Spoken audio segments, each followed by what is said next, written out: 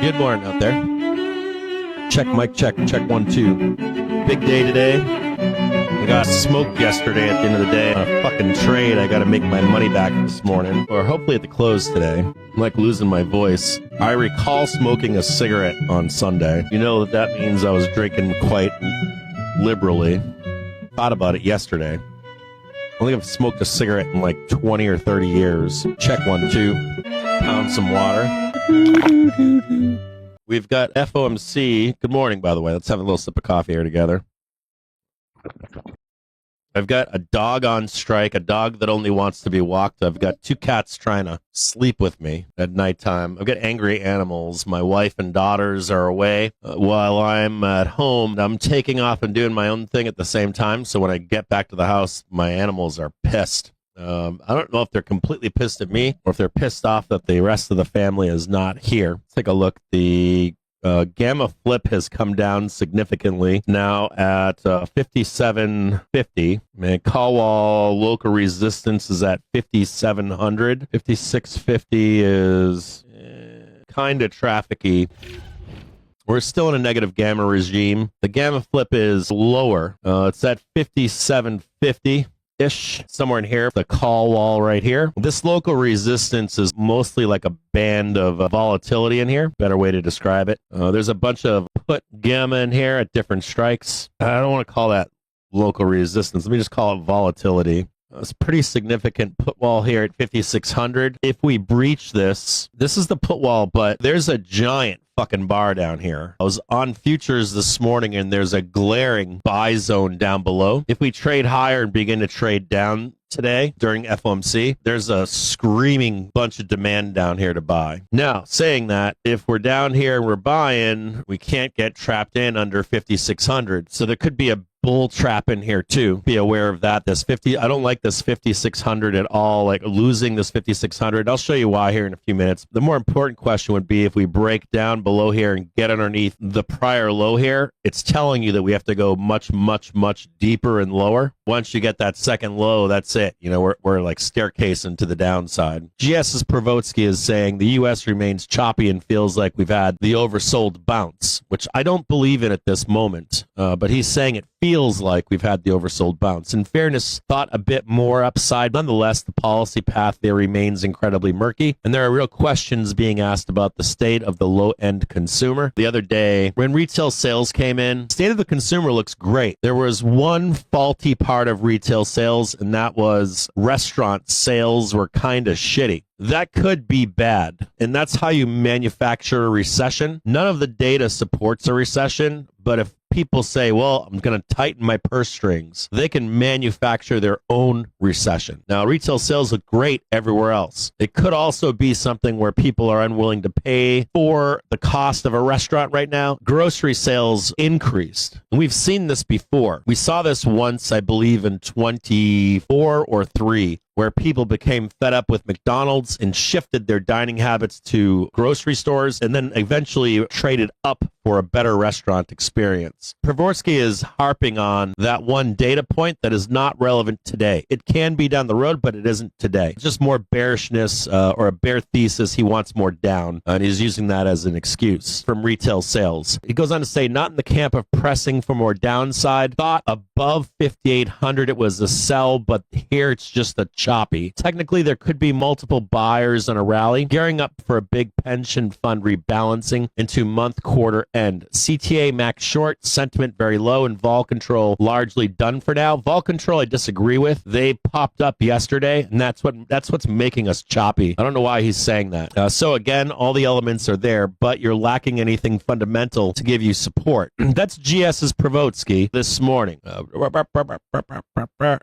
is the executive put? Where is the Fed put? Is a good question from Wall Street that has stated that they're going to take Trump seriously, but not literally. And at this point, there's a question. Do we start taking him literally? Do you start to wonder if SCOTUS and judges have no teeth? Yesterday, a Trump insider or a White House advisor yesterday said, courts do not have an army. That is not any good. That is not good, hearing stuff like that. As far as the Fed put, we know that Jerome Powell's chair is ending in May. And you've got economic conditions where we don't really call for for a cut nor a hike. We're not due for either. Jerome is kind of, for lack of a better word, he's hogtied, and his chair is up in May. What is he to do? Slow and end QT would be one answer, but that's for a whole nother reason. So that's a tough one. The Fed put is kind of out the window right now. The executive put, you're going from the beginning of take them serious but not literal. Let's say that's a 1 through a 3, now cranking over to a 7. You saw a daft attempt by Trump yesterday to give a small executive put to manipulate the market, and that was thrown right out the fucking window yesterday as more bullshit. So I don't think you're going to see that. Maybe, I guess at any point, you know that sentiment can flip. I think you're getting egg on the face on Trump right now on that executive put. And not only that, we'll talk later today if we can get into it with perception, being objective and being subjective in your perception as what the general public thinks about Trump. Let's be real about this. You've got 36% of eligible voters voting for Trump. You've got some Trump supporters that are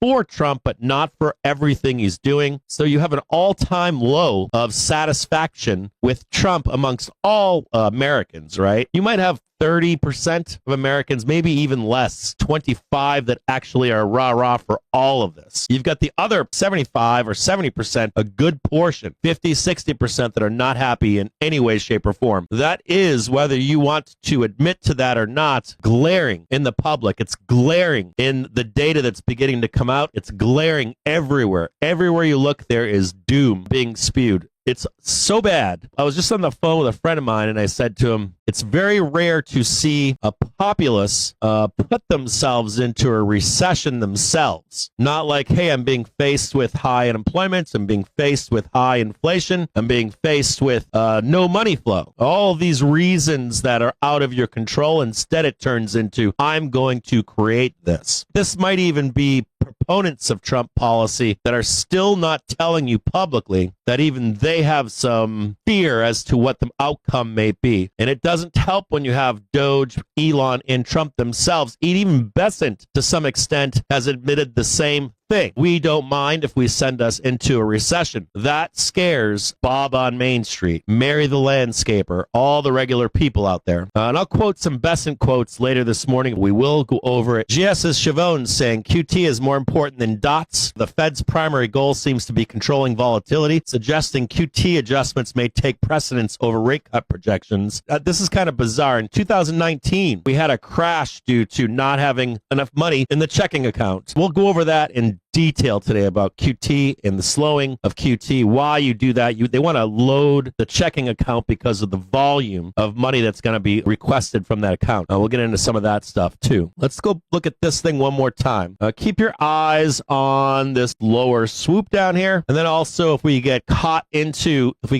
underneath this 5,600, you catch the low, and then it's on like Donkey Kong to the downside. This hasn't happened yet, but I would expect to have something possibly like that happen. Quick look at yesterday. At 9:30, we expected a trade higher and then the move lower. And instead, they came right in and sold right on the open. Doesn't look like we're going to get that this morning, but just be aware of it that at any point, get this charted out till 10:30. And then I'm looking for that swoop lower into the Fed meeting here. 10:30. This is 2:30. I'm looking for blood. I want to see some blood here. And then an escape to the right. Now, the one thing I want to show you here is that lower bound down here at 550. And this is S4 down here and S5 right here. So that's a 1% move right here to 566. Top target, 569.77. You're going to do a strangle or a spread or anything like that, 569.77. 1% move is right here. But if we bleed off down here, that's 2% move right there. That's basically a 2% move. I would take into account this down here. 1%'s basically here or here, depending on what price is. Then down here, 2%. If you want to snip that, you're more than welcome to. The question from Privorotsky this morning was, the U.S. remains choppy and feels like we've had an oversold bounce. In fairness, though, a bit more upside, but nonetheless, policy path there remains incredibly murky. And there are real questions being asked about the state of the low-end consumer. Where sales are weak amid falling prices of what they sell, sales at food service and drinking places fell by 1.5% 1.5% in February from January, which reduced the year-over-year gain to just 1.5. Holy shit. Hell yeah, it's squeezing. 1.5% in February from January, which reduced the year-over-year gain to just 1.5% seasonally adjusted. The past 3 months, December through February, have been weak. This is something we're going to have to keep our eyes on because CPI from food away from home, which tracks inflation in restaurants and other eateries, has continued to rise at a substantial clip, 0.4% month to month and 3.7% year over year in February. Through November, sales in this sector have been growing strongly, but now there's this decline. If this turns into a trend with another lousy reading in March, it's something bigger to be fretting over. And that's to the point of there are real questions being asked about the state of the low-end consumer. Technically, there could be multiple buyers on this rally, gearing up for a big pension fund rebalancing into month quarter end. CTAs max short, sentiment very low, and vol control mostly done from now. So again, all the elements are there, but you're lacking anything fundamental to give you support. The next two questions from Privorotsky this morning was, where is the executive put? Where is the Fed put? Dude, we're still squeezing. Hell yes. Just a note here, back in June of 2024, there was discussion of slowing or stopping QT. On June 12th of 2024, we squeezed from, I think, 8 or 8:30 in the morning into the open, the first half an hour of open. Then the market pinned, traded sideways, blasted down, and then traded up into the close. And over 3 or 4 sessions, it began to rise violently to the upside on that QT. I'm going to read to you a little bit about QT so I can get it out of the way. This is from Wolf Street. Why the Fed is considering pausing or slowing QT until the resolution of the debt ceiling situation. The minutes mentioned it. The New York Fed's Pearly added some background. The Fed will likely provide details at its March meeting. That's right now. No one has ever drained $2.2 trillion in liquidity through QT from the financial markets, as the Fed has done since July 2022. And there is no playbook to go by. Withdrawing liquidity too fast can cause some places to run dry, while others are still awash in it. Normally, higher yields cause liquidity to move where it's needed, but if it drains too fast, there may not be enough time for yields to do their job distributing liquidity, and then something blows out, like the repo market did in 2019. An accident like that would cause QT to stop,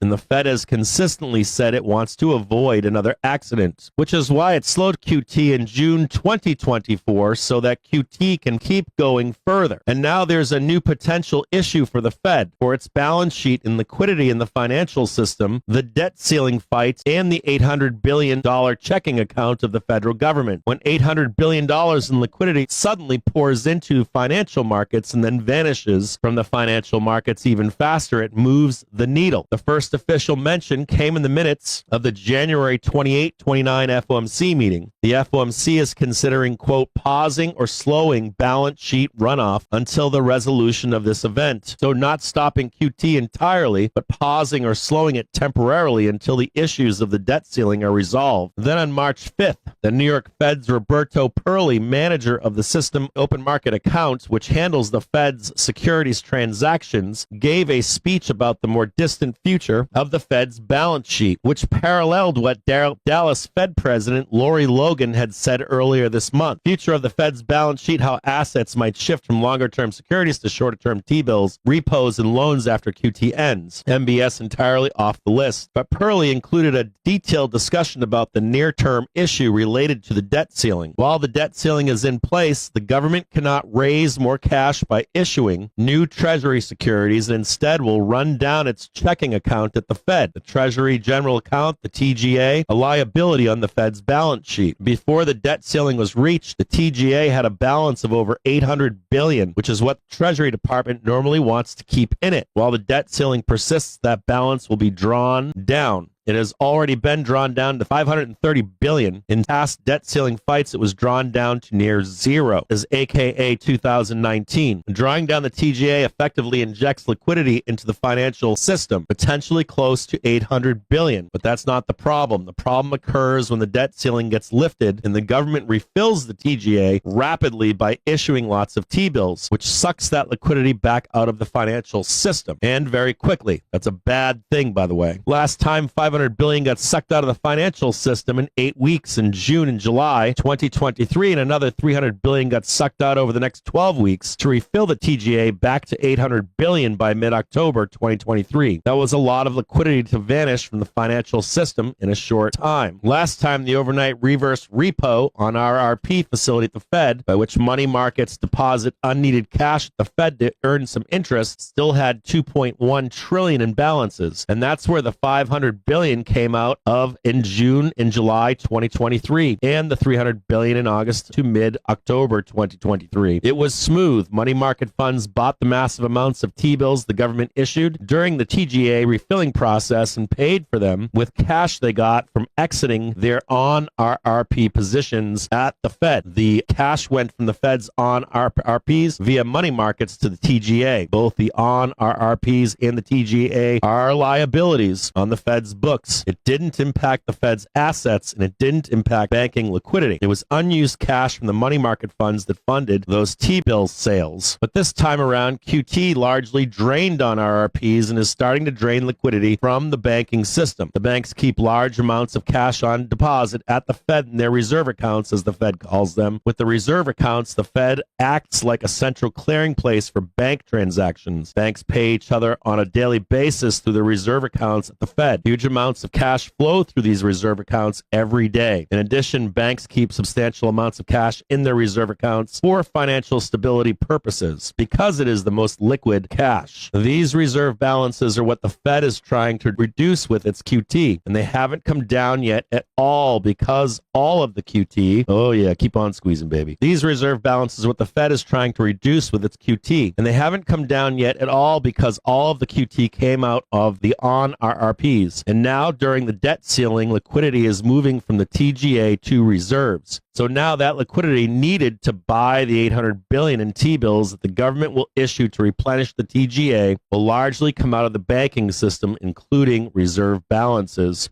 God damn, that's a lot to say. Woo. But the TGA is now also draining due to the debt ceiling, and part of that liquidity is going into reserves, thereby temporarily covering up the drain on reserves from QT. And this liquidity from the TGA now pouring into reserves is obscuring the effects of QT on reserves. That's what the Fed is fretting about. So listen to this line closely. The TGA is also now draining due to the debt ceiling, and part of that liquidity is going into the reserves, thereby temporarily covering up the drain on reserves from QT. And this liquidity from the TGA now pouring into reserves is obscuring the effects of QT on reserves. That's what the Fed is fretting about. After the debt ceiling is resolved, the government will refill the TGA quickly, and this sucks liquidity back out of the reserves very fast, much faster than QT, potentially hundreds of billions of dollars in weeks. The Fed is worried about the speed with which this happens after the debt ceiling, and that its signaling systems, such as surging yields and spreads related to repo markets, will warn of reserves being low enough near ample in real time, rather than in advance, by which time it may be too late and the liquidity demand could cause some major gyrations in the money markets, similar to the repo market blowout that occurred in the fall of 2019. In his speech, Perley noted that reserves are still abundant and not yet ample.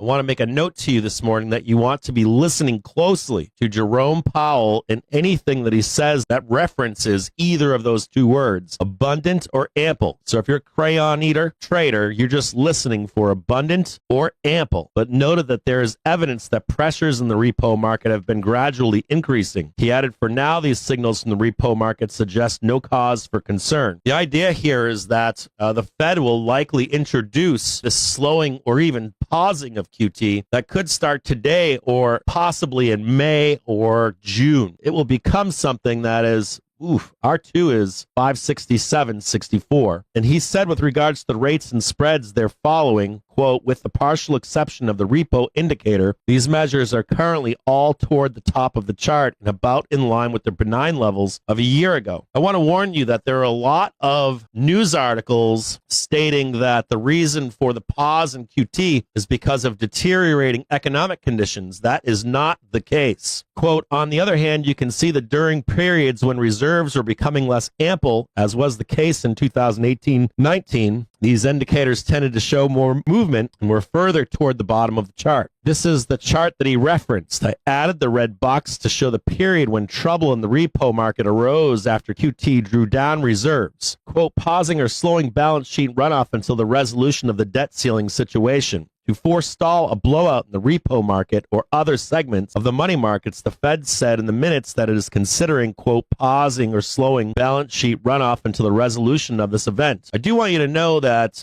if they do announce this today, you could see upside movement in Bitcoin, currencies, which are good for the stock market right now. Quote, sharp and sudden changes in the supply or demand for reserves to the TGA getting drained and then refilled could in principle prompt reserve conditions to shift rapidly, depriving our indicators of much of their early warning potential. One factor that could lead to large and relatively fast swings in reserves is dynamics related to the federal debt limit, not economic conditions, the debt ceiling, the debt limit. Put simply, the longer balance sheet runoff continues while the debt ceiling situation persists, the higher the risk that upon the resolution of the debt ceiling, reserves could rapidly decline to levels that could result in considerable volatility in money markets. Again, when you're trying to stabilize money markets, it's usually risk on, aka if you're a Bitcoin bro, this could be your day. As noted in the minutes of the January 2025 FOMC meeting, various participants have thought it may be appropriate to consider pausing or slowing balance sheet runoff until the resolution of the debt ceiling situation. The back-to-back announcements about pausing or slowing balance sheet runoff until the resolution of the debt ceiling situation indicate that the Fed will provide further details fairly soon, likely on March 19th, today, at the FOMC meeting. It is a key point here to note that the Fed put today will likely come in the form of the slowing of QT. It's probably the only thing that Jerome Powell can do at this point. There is no need for rate cuts, and not only that, his hands are tied with his chairmanship being up in May. He'll still be a member if he's cut loose. And I've read back on Trump here. I'm going to read you a few articles. I'm going to peel back a little bit,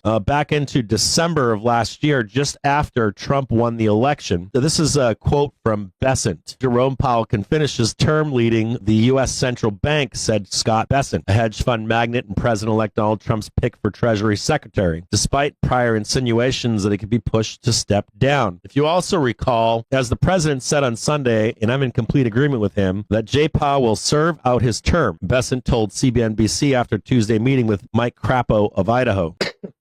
Bessent's comments come amid mounting speculation around the fate of Powell following Trump's victory in the presidential race last month. While Trump has had a strained relationship with Powell, the incoming president told NBC News over the weekend that he would likely not try to remove the Fed chair. Trump told NBC News that Powell would likely step down if told, but would not if asked. We can see at this point that none of that has happened. However, the president-elect said he did not have plans to do that at the moment. Bessent's statements mark a turn for the Key Square Group founder, who previously floated the idea of a shadow chair to run the Fed. There was some talk of that, I want to say in like December, January, of having that shadow chair. Trump would have tried to assert power over the Fed. The idea was that Doge would come in, and rather than the Fed collect the data and then dispense it to you and I, that the president, the executive branch, would provide that data to the Fed to then dispense to you, asserting that power over the Federal Reserve and likely Treasury. That's murky at this point. None of that's going on at this point. There's been pushback to that when Powell's been asked. Powell's term as chair ends in May 2026. Also note that he's still a member of the Fed, I want to say, until 2028 at some point. Trump chose him to lead the central bank, a role Powell took in 2018. President Biden reappointed him to another 4-year term in 2022. Powell has said that he did not believe Trump could legally push him out of the position, would not step down if he was asked. Now, this was back in December. Bloomberg then came out with an article mid-January of 2025 from Ben Emons, the founder and OCIO of FedWatch Advisors. And he goes on to say, in her speech last week, Fed Reserve Governor Michelle Bowman reflected on the current policy stance. She believes that the recent 100 basis points worth of rate cuts brought the policy rate closer to the neutral rate. Yet by cutting interest rates, the Fed's actions may have contributed to the economy's acceleration by raising the neutral rate. Policy may not be as restrictive as thought. In the context of the Taylor rule, a policy close to neutral is when the economy is balanced. Remember, this is January, but core PCE is still above target and the unemployment rate is below the natural rate. The economy may instead be growing faster than potential output. For policy to be neutral, the natural real interest rate must be around the longer-term trend of the economy, approximated by the sum of productivity and population growth. While estimates vary, the Fed's models indicate a range of 2.5 to 3% in real terms, assuming inflation is close to target. If Bowman is correct, the policy rate of 4.5 in the proximity of neutral gives the Fed no room to lower rates. At the same time, neutral policy means an economy must be in equilibrium, which does not require raising rates. Also note that the 3 and 6 month bills are being pumped out to deal with the expected and realized front running of greedflation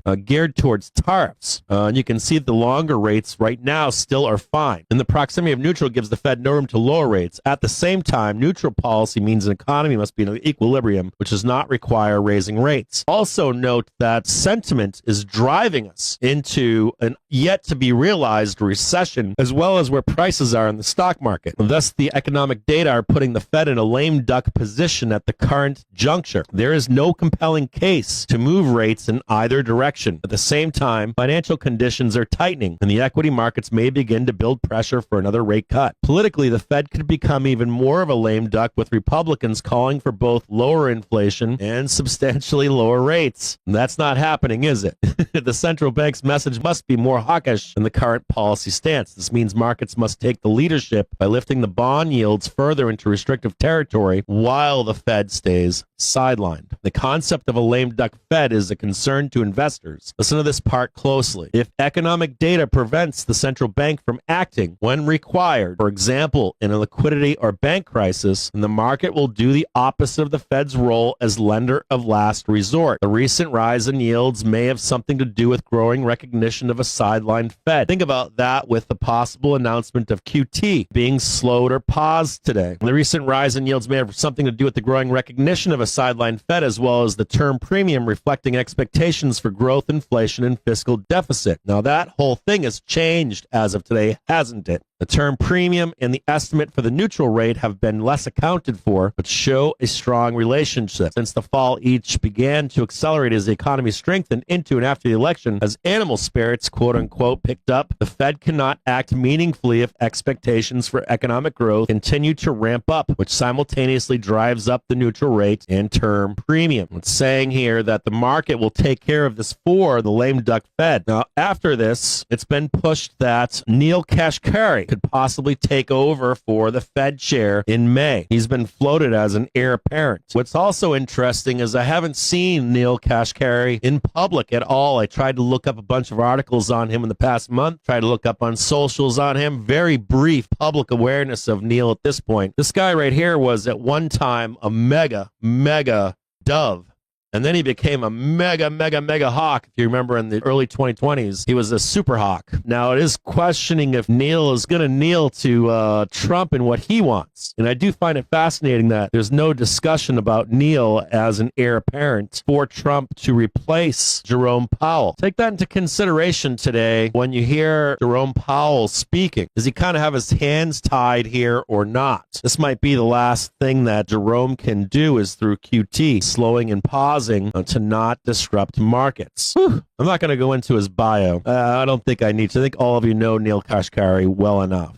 White House senior advisor Hassett saying the Fed is likely a little tighter than equilibrium right now. I see the Fed weighing a shift to cruise control in meetings. A note that Zelensky will call U.S. President Trump at 10 a.m. A side note on that, did you know Putin kept Trump waiting for an hour yesterday? White House economic advisor Hassett also going on to say he spent last night with the Commerce Secretary and Treasury Secretary negotiating with other countries about mutually lowering tariffs ahead of the April 2nd reciprocal tariff deadline. Keep that on your notes, too. Theoretically, Wall Street's trying to make the argument that we have not yet priced in tariffs. I tend to disagree with that unless we're making a trip higher and then maybe one more trip back down here to 50. I find it hard to believe that those are not priced in. 2-year note yields are spiking higher and bullish comments from B of A CEO Moynihan, White House advisor Hassett. GS's Schiavone saying QT is more important than dots. The Fed's primary goal seems to be controlling volatility, suggesting that QT adjustments might take precedent over rate cut projections. I want you to think about this article that I read to you earlier, not just Wolf Richter saying that slowing the pace of QT stems that volatility, but also the idea that the markets, the bond markets, like the vigilantes out there, if they think the Fed hands are tied behind its back, that they will cut themselves. And you can kind of see that the last month and a half, right? Some significant cuts around the market stemming growth. And the mantra that's out there. There's a mantra, a sentiment of recession, right? Slowdowns. You can hear it everywhere. The drumbeat is huge. It's almost like there's not quite a presidential put, but a presidential put on growth where the Fed won't stem it. The president is. GS's Schiavone goes on to talk about the reaction following FOMC relief rally.